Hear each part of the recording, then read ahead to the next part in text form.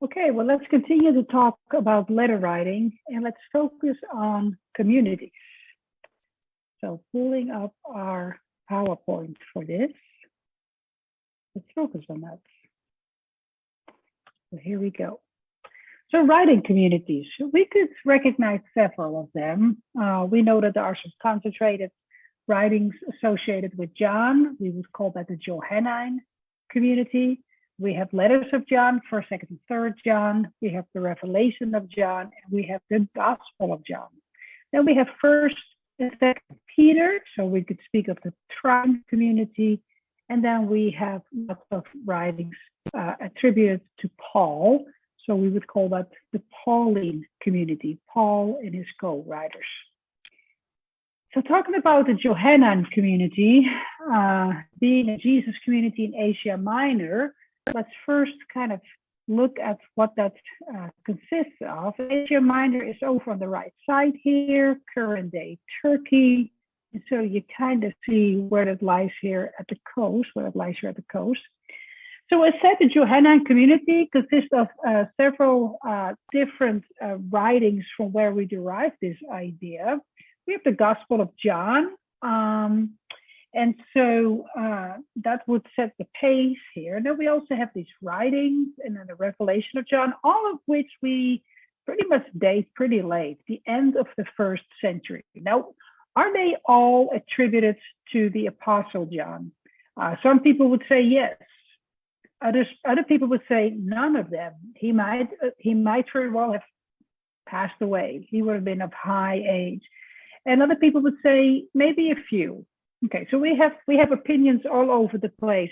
What I find interesting is that somehow they connect back to John.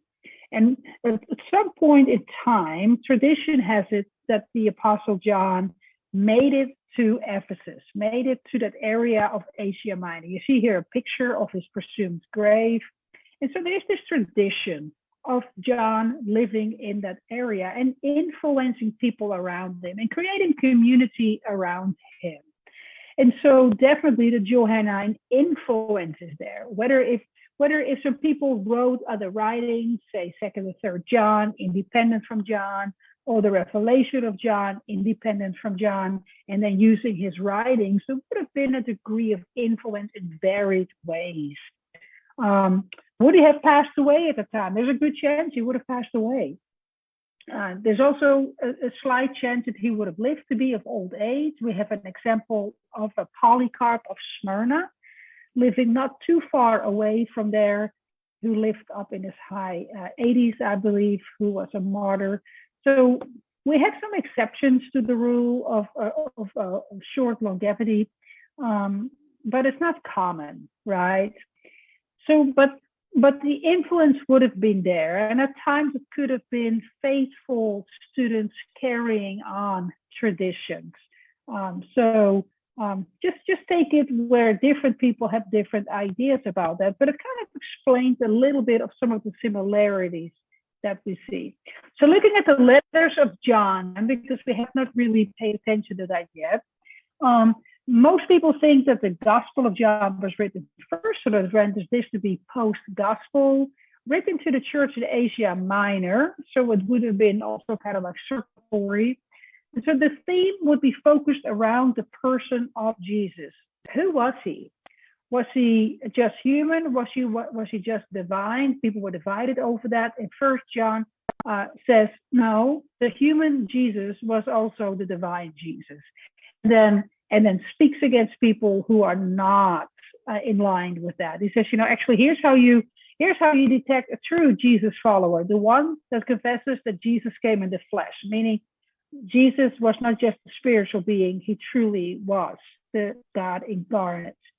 Look at some overtones here. So on the left side, you see that letter, the first letter of John, the opening, and on the right side, you see some excerpts of the opening of the Gospel of John, chapter 1. And so here you see what people say, hey, regardless of what you think about authorship, there is a lot of commonality here. 1 John, in the opening verses, it speaks about from the beginning, and so does John in the Gospel. What we have seen, We have seen his glory, the word, life with the Father, and John's is with God. So there's a lot of overlap there and influence. In First John, there's kind of like this talk about who do you belong to? Are you in the in group or the out group? Do you belong with the group of the truth, group 1, or are you belonging with the ones that varied from that strayed from the truth, group 2? He says at one point, the people that are not belonging to the truth, they went out from us. But they did not really belong to us. For if they had belonged to us, they would have remained with us. That's simple, he says. But by going out, they made it plain that none of them belonged to us. And there's a lot of what we call labeling. They put a label on them. They're the ones that don't believe this, don't believe that. And there's kind of finger pointing. And there is kind of like this calling one another deviant. And so it's very black and white. So then starting labeling and giving definitions as to who or what God is. And some had depersonalized it. And John calls back to this personal relationship. God is light, that it expresses itself in a personal way. This is the message we've heard from him and proclaim to you, that God is light, and in him there is no darkness at all. You have to choose. God is love, and whoever does not love does not know God, for God is love. You cannot say one thing and behave another way. Finally, toward the end of the letter, John says, we know that whoever is born of God does not sin. But he who has been born of God keeps himself, and the wicked one does not touch him. So what do you do with that? Well, really, the secret lies in the language in which it's written, which is Greek. Notice these boxes here, does not sin. It really has this ongoing sense. These verb forms in Greek tell us a lot about how these things happen. And so look at the boxes there. It really kind of says it ongoingly. So it says, we know that whoever is born of God does not constantly sin, does not have a lifestyle of sin. But he who has been born of God has a lifestyle of keeping himself. And so that doesn't mean that you don't just occasionally misstep, but you don't have a lifestyle. The second John, that person identifies himself as the elder. So this is where we kind of go like, this might be another member of that community, right? Once again, it's kind of like that they're caught in this sort of thinking. There's true and there's false Christianity. And this gets really practical. Then who do you provide hospitality to? A big high value in that society.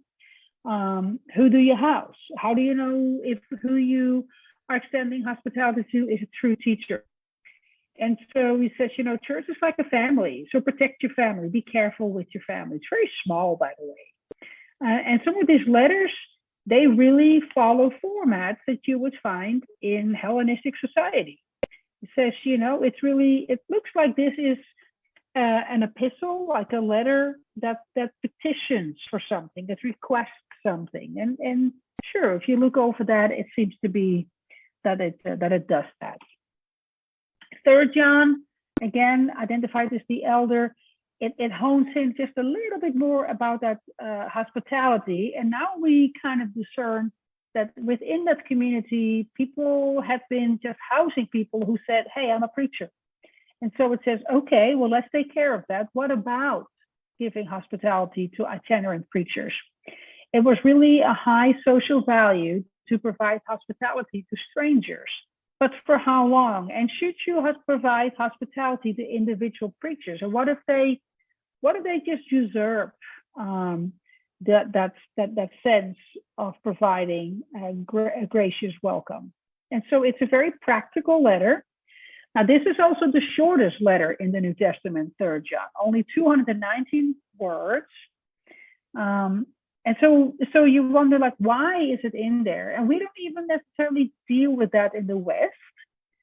So what's the value? Well, perhaps the question is, what did it mean then, and what can we do with it now? So once again, it seems to kind of resound in a form of an ancient letter format. Here, a letter of recommendation, and sure, you can see that.